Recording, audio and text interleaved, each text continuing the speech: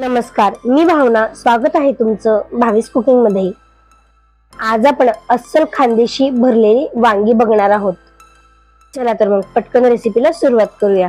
त्यासाठी मी इथं छोटे छोटे वांगी घेतलेले आहेत. बघा अशा प्रकारचे मस्त हिरवेगार देठ असलेले वांगी घ्यायचे आहे आणि त्याला मध्यभागी अशा प्रकारे चिरून पाण्यामध्ये टाकायचे आणि त्या पाण्यामध्ये मीठ टाकायचं, म्हणजे जेणेकरून वांगी काळी पडणार नाही.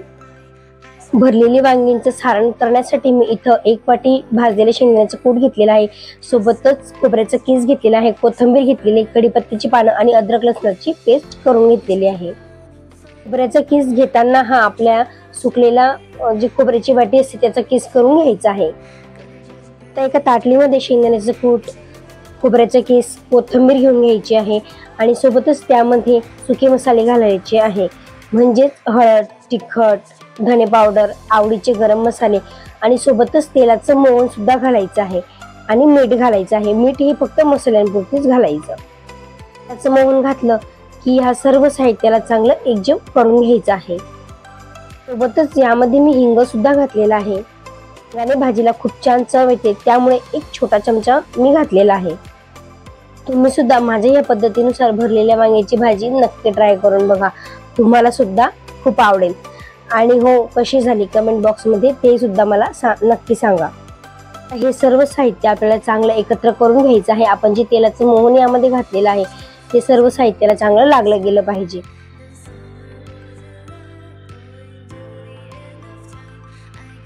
सर्व साहित्य आता चांगलं एकजीव झालेलं आहे. आता आपण हा सगळा जो मसाला आहे तो साईडला करून अशा प्रकारे वांग्यांमध्ये आपल्याला चांगला भरून घ्यायचा आहे. बघा वांगे मी पाण्यातून काढून घेत आहे. याला वांग्यांना पुसण्याची गरज नाही. बघा आता अशा प्रकारे वांग्यांमध्ये आपल्याला हे सर्व मसाला जो आपण तयार केलेला आहे तो चांगल्या प्रकारे भरून घ्यायचा आहे. बघा अशा प्रकारे आम्ही 4 चिरा पाडलेल्या होत्या वांग्याला, तर अशा 2 साईडने बघा अशा प्रकारे एक आडवं आणि एक उभ्या पद्धतीने अशा प्रकारे यामध्ये हे सारण जे आहे ते भरून घ्यायचं आहे. आता सर्व वांगे मी अशा प्रकारे भरून घेतलेले आहेत. बघा जी मी कुकर मध्ये करत आहे, त्यामुळे मी डायरेक्ट कुकर गॅसवर चढवलेला आहे.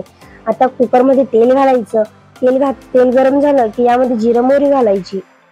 जिरं मोहरी चांगली फुटली की यामध्ये कढीपत्ता घालायचा, सोबतच अद्रक लसणाची पेस्ट घालायची. हिला जास्त आपल्याला परतायची नाही आहे. रंग बदलला लगेच यामध्ये वांगे जे आपण भरलेले आहेत ते घालून घ्यायचे. तेही मिनिटभर चांगली ह्या मसाल्यामध्ये परतून घ्यायचे.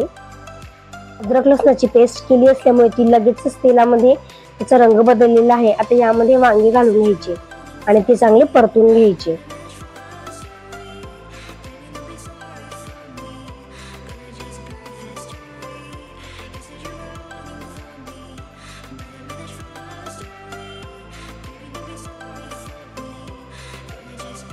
बघा अशा प्रकारे आता आपले वांगे चांगले परतले गेलेले आहे.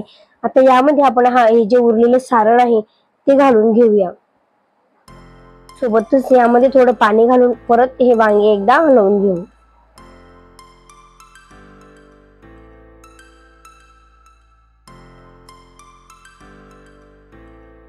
आता यामध्ये कोथिंबीर घालून घ्यायची आणि चवीनुसार मीठ घालायचं. लक्षात ठेवायचं की आपण मीठ हे जे आहे सारणामध्ये पण घातलेलं होतं. आता आपल्याला मीठ हे फक्त वांग्यांपुरती आणि पाणी जे आपण टाकलेलं आहे वरती त्यापुरतीच घालायचं आहे. आणि सोबतच अर्धा ग्लास पाणी नंतर आपल्याला थोडं टाकून घ्यायचं आहे. वांगे शिजण्यापुरतीच आपल्याला पाणी घालायचं आहे. वांगे हे लगेच शिजले जातात, त्यामुळे जास्त यामध्ये पाणी घालण्याची गरज नाही. सर्व साहित्य एकदा हलवून घ्यायचं आणि त्यानंतर कुकर लावून 3 शिट्ट्या काढून घ्यायच्या.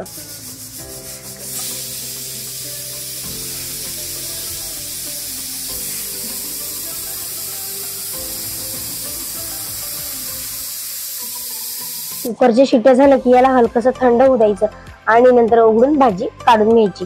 बघा किती मस्त अशी आपली भाजी तयार झालेली आहे. तुम्हाला मी दाखवलेली ही भरलेल्या वांग्याची रेसिपी आवडली असेल तर प्लीज व्हिडिओला लाईक करा आणि तुम्ही सुद्धा घरी नक्की ट्राय करून बघा आणि कशी झाली कमेंट बॉक्स मध्ये मला नक्की कळवा.